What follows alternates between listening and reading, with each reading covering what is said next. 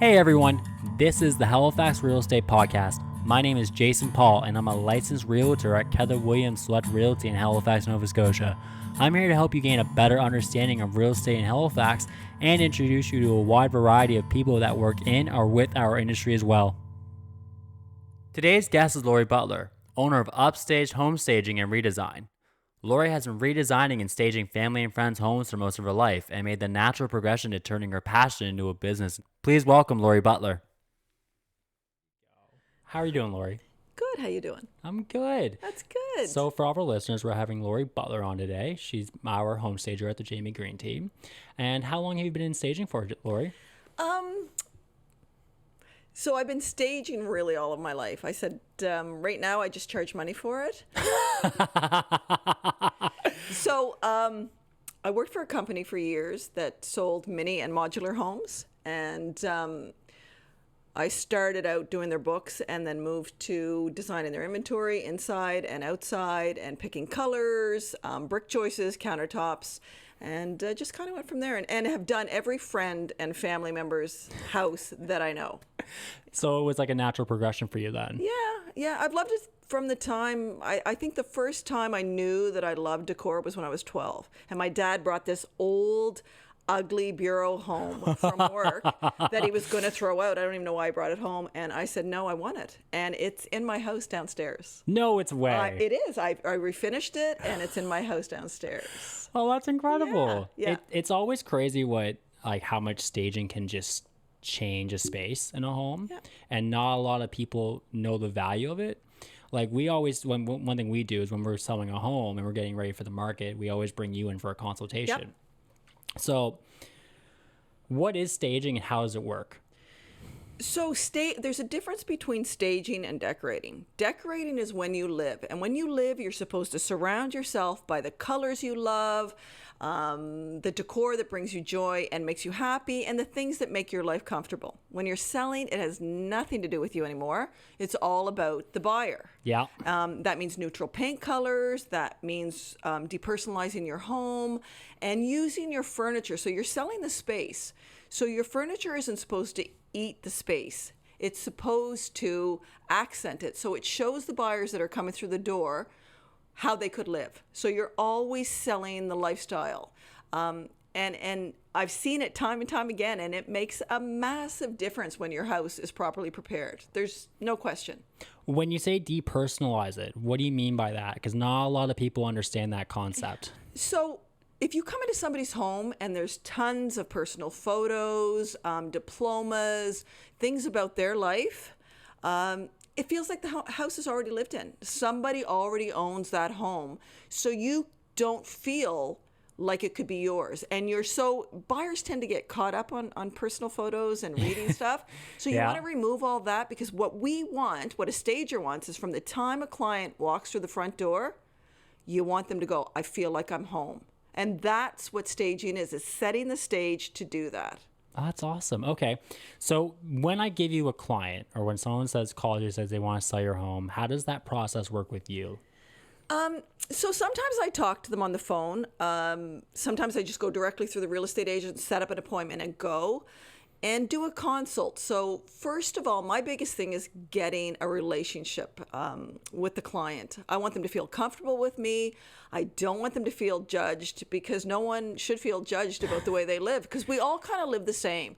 We all have too much stuff. Our closets are all packed. We kind of all live the same. And I just go through the house with them first. Yep. And tell them exactly what I think needs to be done. But then I also, when I go home, I'll take lots of photos, and I write a very detailed list that they can kind of just use as a checklist and cross them off as hopefully they're doing them all. Makes sense. Yeah. And even if, like, my lists are so detailed that even if they do 50%, it's going to make a massive difference in photos. Massive difference. What's a common thing you see when you're going into a home for a consultation? Paint colors. You would think that I owned my own painting company, but I don't. The biggest change you can make to any home, spending the least amount of money, is to paint. Yep. My recommendation is if you're thinking about selling, you run with a neutral color from your front door right through the entire home. It gives great flow. So whenever you change paint color up or flooring, it breaks up the space and it tends to make it appear smaller. A neutral paint is huge. No one likes painting except maybe painters. So I don't even think they like it. no, I don't even think they like it. And when a buyer comes into your house, they're kind of making their own to-do list. They're looking at everything they figure they have to do, and whatever is on their to-do list, they're going to try and take it off your price. So we don't want them to do that. So anything that we can do to diminish that list, to make it smaller, Yeah. is always a bonus. Yeah. Yeah, paint is my number one thing. What's the worst paint you've seen in a home? I've seen colors that I didn't know were colors. So I've seen rainbow homes where every room. No, you haven't. Yes, I have. Every room is a different color. I've gone into houses where there's 3 colors in one room.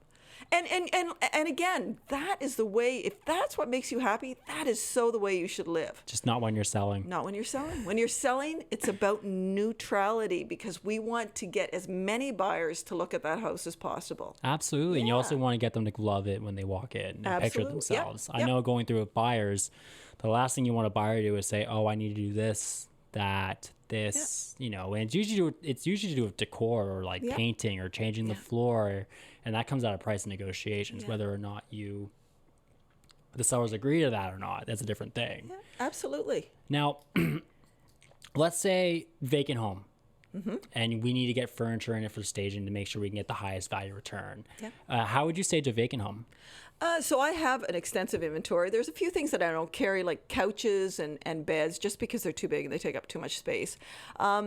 So your money rooms, or your power rooms, some people call them, are your living room, dining room, kitchen, master bedroom, and ensuite. So those are the rooms that people are going to pay the most attention to. So staging them is really important. So normally what I do is I go through, I make a quote as to what's needed, and send that to the real estate agent, and then just bring the inventory in and do it. And it's night and day, because everybody, whether you're buying a bike, a car, a house, no matter what, a sweater, it's all bought on emotion. So an empty house tends to lack emotion, and people aren't going to buy. If they don't feel something when they walk into that house, they're not going to buy it. No, they need to feel that. They need to see themselves in the home. Right? And that's exactly what we want them to feel. Right. Yeah. So this is more of a fun question for me. Do you ever recommend clients remove the calendar from the home? Calendar? Yeah. Every time. Oh, you're good. You're on it. You're on it. That's one every time. A little realtor trick we do is I always look for a calendar. Yeah. Because if they're moving, it's usually marked on the calendar. Yeah. Oh, is it? See, and I just do it because it's not aesthetically pleasing. Really? Yeah. No, I was in the house like a month ago, and they just come on the market, and I saw a calendar, and I flipped up the page. I had to flip up 2 pages. We were in June, and they were moving at the end of July. Okay. So I told my clients, oh, they need to close by July 12th. Like, they're moving across the country. They literally said moving to BC. And you're like, okay. So now we know if it stays on the market, we can come in with an aggressive offer like July 8th, 9th. It didn't stay because the market's the market. Because nothing does right now. Yeah. Yeah. How are you finding the clients and homes you're working in? How are you finding them selling? I've been in the real estate industry basically all of my life. I don't ever recall anything like this. Everything is selling. I mean, everything's selling. So the difference between staging and not staging, homes are selling anyways, but if a home is properly prepared, it may sell for over asking. Yeah. And that's what we're going for. So there's a lot of sellers, I think, everybody knows what the market's like right now. Yep. And I think there's a lot of sellers that think, well, it's going to sell anyways. But why not put the little extra effort in, and then you may get a bidding war. I mean, you may not, but you may. So it's worth it. I mean, every house that I'm consulting on or staging right now is selling anywhere from $10,000 to $35,000 over asking. That's a huge amount of money in your pocket. So it's worth putting some elbow grease in and investing a little extra money to get your house market ready. Now, when you say getting it ready properly, for the market. Yeah. What do you mean by that? Like, what does that actually entail to get it ready properly for presentation on opening day of the market when they list? So the three biggest things that a buyer will look for in a home when they walk in, Yep. or they will notice, is paint, cleanliness, and odor.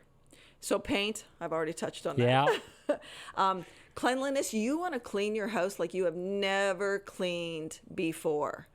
And odor, every house has its own smell, but you just want to make sure that it doesn't smell like fish or pet.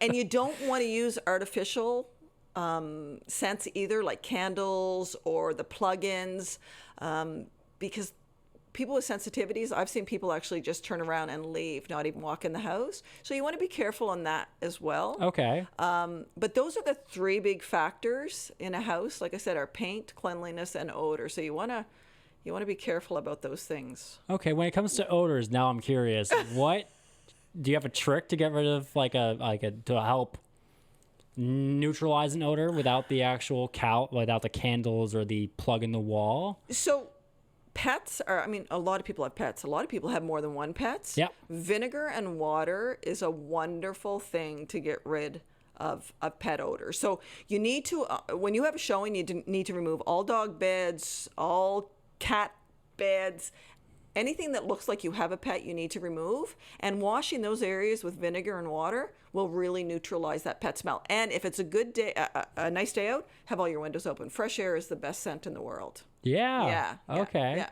Well, now when it comes to decluttering, we've already talked about removing the pictures and stuff, but I've mentioned decluttering to clients in the past. What do you mean by declutter? So decluttering is when a buyer comes into your house. Yep. They're going to look at every space in your house. So that means kitchen cabinets, that means vanities, that means closets, everything that belongs to that house they're going to open. So the rule of thumb for areas like that is to reduce it by 50%. In your living space, it's so different. When you're actually standing in a space and looking around, you won't notice half as much as you will when you're looking at a picture. Yeah. So all kinds of small pieces of artwork on your walls is distracting. Too much furniture is distracting. Things with busy prints are distracting. So like for a living room, all you need to stage a living room is a couch, a coffee table, area rug to ground your space, a chair because you always want a conversation area. You want to show people they can gather and talk, one focal piece of artwork, 2 end tables, and 2 lamps, and you've got a living room. That's the secret code. That's the secret. And you want to stage your coffee table with some nice greenery, a couple coffee table books. You want to make the spaces as welcoming and inviting as you can. So any extra furniture other than that is just crowding your space. Okay. I see what you're doing there. Okay. Yeah. Now, okay, I know you have the initial consultation. Yeah. Okay, but let's say you go through the initial consultation. Client does the checklist. How much is that for you to come in and actually do your job? So I charge $175 plus HST. Yeah. And that's anywhere from 1 hour to 2 hours. Now, the thing COVID-19 taught me, I learned some things from COVID-19 because I used to go into a home and I would walk through with the client and then I would go through myself and take extensive notes, come home and retype those notes. Yeah.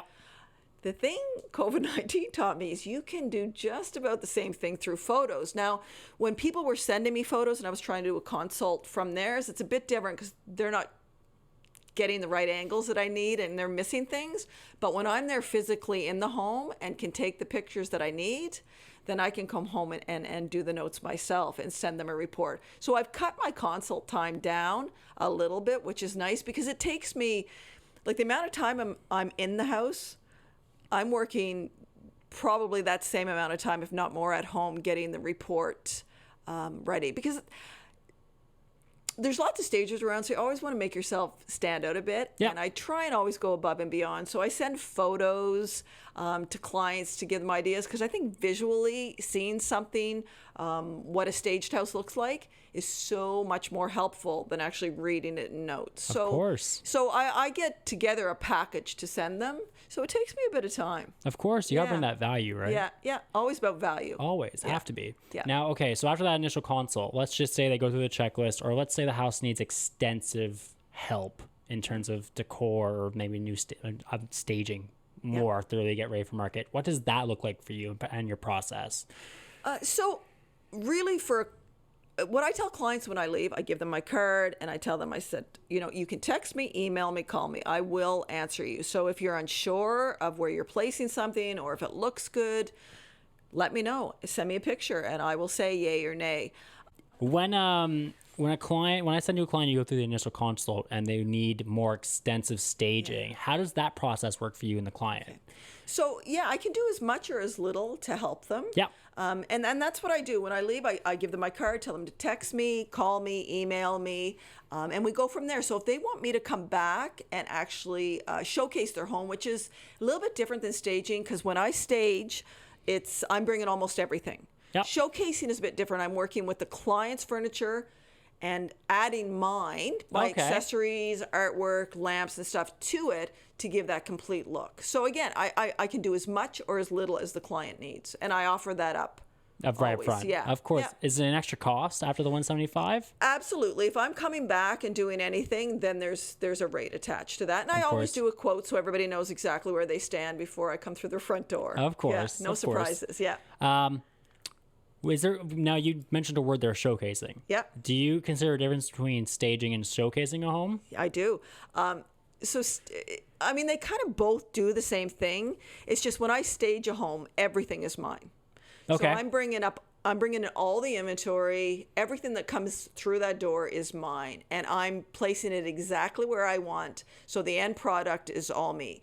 Showcasing is a little bit different because I'm working with the furniture that's already in place and trying to make that look as inviting and welcoming as possible. Yep. So there is differences because I'm trying to save the client money by using as much of their stuff as possible. So it's a bit of a difference, for sure. Yeah. Of course. When it comes to recognizing a good stager or asking the right questions, because maybe someone wants to stage their home, but you don't know who to call. What are there ways someone can find someone or like questions they could ask when they're looking for a stager? So I think when you're looking for a good stager, you're looking for someone first and foremost that is kind. You don't want someone coming into your house and making you feel uncomfortable with the way you live. So kindness is huge. You want somebody who's knowledgeable, but you want somebody who's flexible, someone that you can work with so that it's more than just that initial consult, that you feel comfortable contacting them and going back and forth until that house is, I always say, picture perfect and market ready. That's my thing. I always use those hashtags in my posts. So it's not all about the name or who's supposed to be the best stager. It's who you feel comfortable with. So a phone call will tell you that usually right away. You can get a vibe from someone. You can tell a comfort level you have with them. So always trust your gut. Always trust your gut. When you're dealing with anybody, whether it be a stager, real estate agent, a banker, whoever, your gut will tell you if it's a good connection or not. Of course. Yeah. Now, I know how hot the seller's market is here in Halifax. People are probably thinking, I don't need to stage my home. I don't need to hire the best photographer. But I think there's value to be made for what you do and how much you bring to the table. Because as you said yourself, you're getting $10,000, $25,000, $35,000 over asking. And there's such a difference between staging and getting a home ready. But for someone listening, like we've gone over decluttering, painting, and Depersonalizing. Depersonalizing the space. What are other simple solutions someone can do to get a home ready? So another really important thing is curb appeal, which people tend to forget. And that doesn't matter if you're spring, winter, summer, or fall. It doesn't matter. People will drive by your house. If it's listed, they will drive by your house. Yeah. So curb appeal is huge. And just having your lawn mowed all the time, whipper snipped, a nice welcome mat, some plants out front, keeping your yard manicured, it's a huge perk. So that's something to always consider, even in the market today. And like you were asking about, the market's hot. There's no question. It's a crazy market. But the difference between selling your house and selling your house for over asking, there's some work to be put into that. Always. And yeah, absolutely. And that means if you've got fluorescent green walls, you need to paint them. If you have too much furniture, just decrease it slightly. Even, if you don't feel comfortable getting a stager, if you don't want to pay for a stager, even go online and they'll even give you some tips. Pinterest? Yeah, right. But to me, nothing beats having a stager come into your house. Nothing beats someone who's experienced Right. and does what they do for a living to come in and do it. I understand that some people might say the market is the market. I'll make my money. Yeah. Well, if you could bring you in for $175 and make even $1,000 increase, like the difference in pay is $825. And think about how little that is. $175 plus HST. I mean, you can spend that on a meal. I mean, we don't do it very often, but you can. But think of the value that you're adding to your biggest asset. For an hour or two, right? That's for an hour or two. Yeah. And you're going to get this report, and it's going to have everything listed that you can literally cross off as you're doing it. And my big thing is I try not to stress people out, and I pay attention. I try and read them, and when I see them sweating or I pull back, because there's only so much that people are going to do. So you need to read them and not cross over to where they're so stressed that you've lost them. Of course. You don't want to freak anyone out. Yeah. And you want them to actually get the value out of it, of course. Now, right? I've had some people get so excited. There was this one house, and I actually made the comment on my Facebook post. I said, if I'm ever looking for an assistant, I'm calling you guys. So I went in, I did a consult, and it was two sisters. And when they sent me pictures throughout the whole process of, do you think this will look good? Do you think this will look good? When I saw those pictures come up on Viewpoint, I was blown away. Like, it was amazing. And the house sold instantly. It's crazy what that simple, what those simple things can do. And they're simple, but they're so impactful. Absolutely. So impactful. Especially when you getting, because listen, a home is someone's most valuable asset. Most people's most expensive purchase of their life. To get the biggest return on investment possible is such a great thing to do. Yeah. And doing these key steps, which is why we're bringing Lori in, is to explain how valuable these steps are to educate people how to get the most bang for their buck on their most important asset available. Absolutely. So when you have someone who's going in and that engaged in staging, it's incredible the impact it can have on the home. Yeah. It also what has impact on the market. Yep. Because buyers are out there looking on Viewpoint every day. How many texts do you get on Viewpoint? And that's the thing too. People have to remember that most buyers aren't going to get off of their butt to go look at your house till they look at the pictures online. So staging is really about preparing for your photos. Not that we don't want it to look great when buyers actually walk through your front door, because we do, but you want to get them at the photos. You want those photos to kill, so it brings in as many buyers as possible. And another thing to consider too, staging and making everything pretty is important, but small maintenance items are also important. So sometimes, people look at old bathrooms and they think, oh my gosh, I got to renovate this whole bathroom. Making small changes has more value than actually spending $10,000 to $15,000 in redoing a bathroom. Getting a new vanity, new light fixtures. Like, you don't have to completely renovate a space to make it appealing to potential buyers. Just add little accent pieces to help spruce it up. Absolutely. You can make big differences making small changes. Yeah, of course, because you don't need, I always love it when someone texts me being like, I'm going to do a complete kitchen revamp for selling my house. Do you think I'll get all my money back? No. Yeah. That's what I say. No. I think you should clean it, and I think you should add maybe accent pieces or change the furniture maybe, or add some green to it. I'm not the stager though. I always send them to you. But but I did a house downtown Halifax, and it was a condo. Yeah. And the kitchen was definitely, kitchen's an important room. So the kitchen definitely needed some love, but just by painting the cabinets white. Oh, such a good sheet. Yeah, we painted them simply white. I picked out some new countertop, and it was very neutral countertop, and we painted it, new appliances. It was we didn't even change the hardware. But it was such a difference. Painting a cabinet is such a cheat code to like making them look brand new. Yeah. I love it when I go with buyers and they'll be like, "Oh, they just painted the cabinets." I'm like, "Yes, but the results." Do you know what color that was before? Yeah.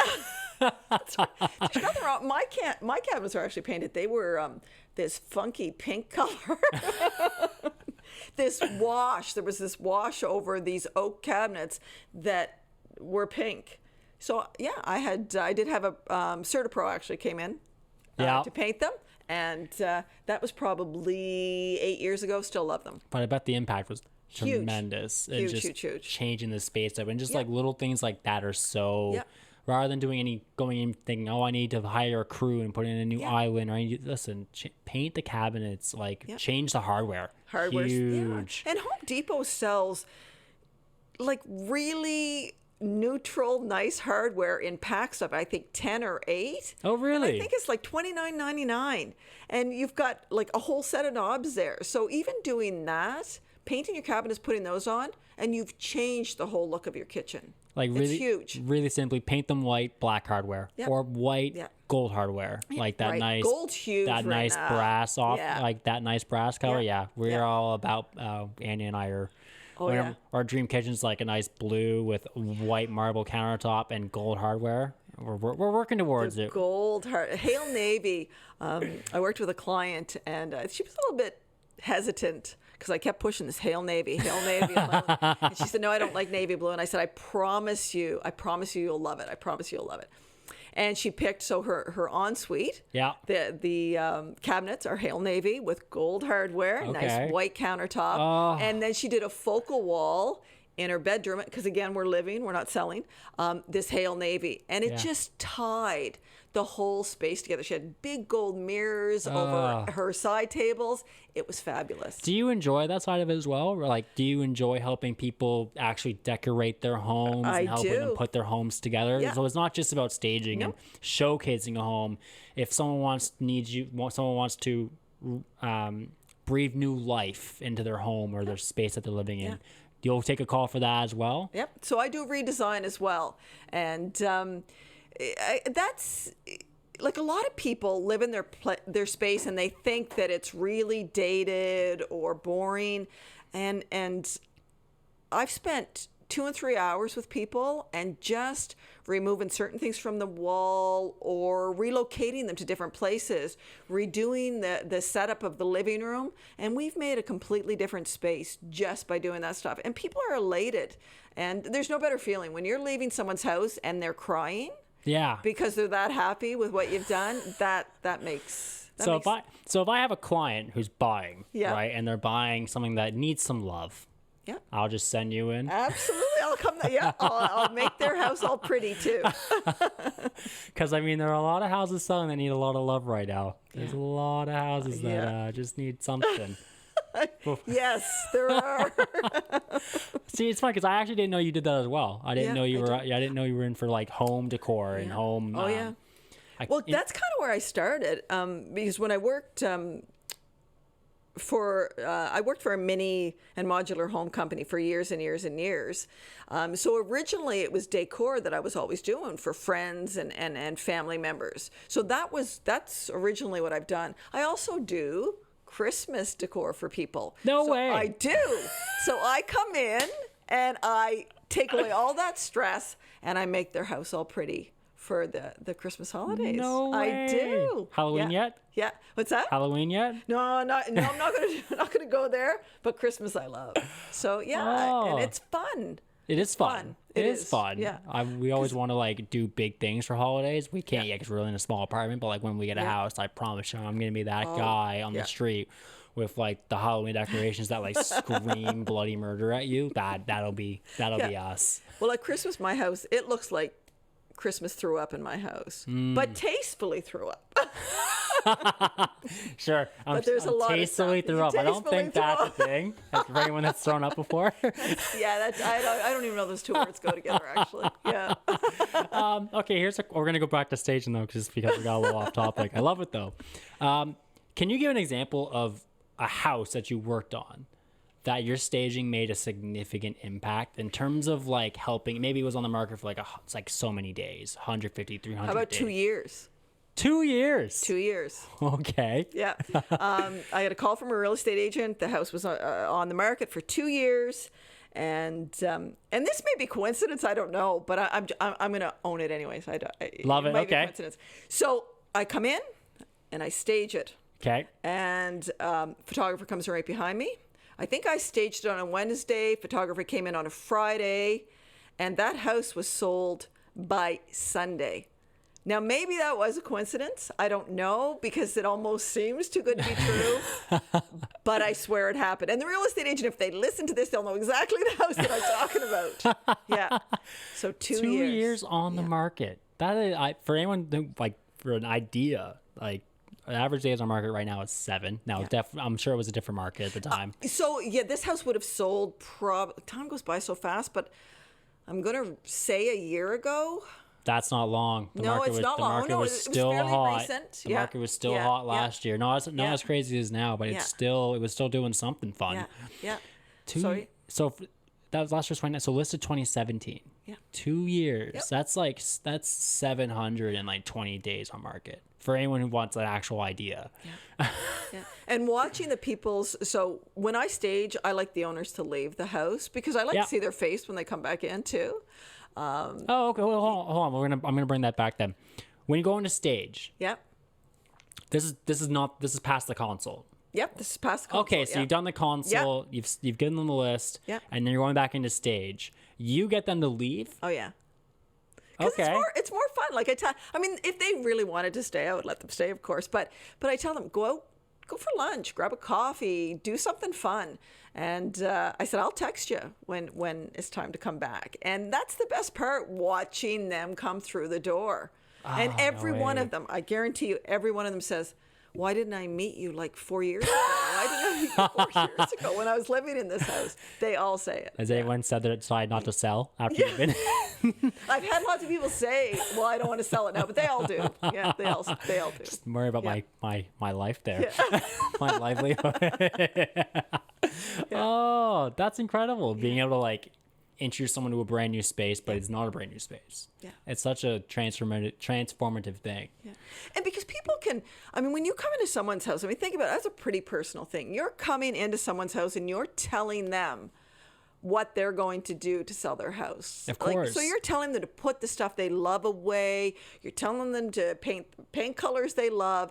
You're telling them to change everything that they've loved, and they've got memories attached to that thing. So to the house. So the thing that sellers need to remember, the moment you decide to sell your house, it's not your house. It's not your house anymore. You don't own it. You are now marketing a product, and you're going to do anything you can to get the most money and sell that as quickly as possible. It's funny, one of the houses that I was staging, and the husband had major pushback, and he had this big shiny black truck out in the driveway. And I said to him, I said, so if you were selling your truck, I said, would you not clean it and detail it and get it looking as good as you could to sell that? Well, he said, well, of course. And I said, well, this is a way bigger asset, so let's do the same to that. Oh, I bet you blew his mind. Well, he goes, touche. And it was so easy after that. Yeah. So that kind of puts it into perspective. Like, it doesn't matter that it's a big thing that you're marketing. Like, your house is where most people have the most money tied up in. Yep. So why not put in the extra work to get the most money out of it? Of course. Absolutely. And like you can't stress that enough. No. When you decide to sell, it's particularly in this market, and what we're seeing now, if you can get even $10,000, $20,000, $30,000 above asking when you sell your, and we're not saying that that's not a guarantee. It's just just what we've seen. Yeah. When you go through the staging process, you have to understand, if you're going to sell your house and live in Halifax, you have to buy again. Mm-hmm. So buying right now is a nightmare. Things are going competing. We're going competing offers. They're selling over for $20,000 over asking to get that extra cushion in your pocket to be able to negotiate a higher price point to get the house that you want. is so crucial right now for anyone thinking about selling, and that's why Lori's on this right now, is people to give people some knowledge and a contact to call, so that we can help you make sure that you get the most dollar value, so that when you buy, you have the capital there to get the home that you want when you upgrade. And that's what homeownership is. You're always upgrading to the next level, unless you're downsizing because you're done with a big home. Yeah, right. That's exactly right. Now I want to come back to one thing. Photography. You talked about it briefly. So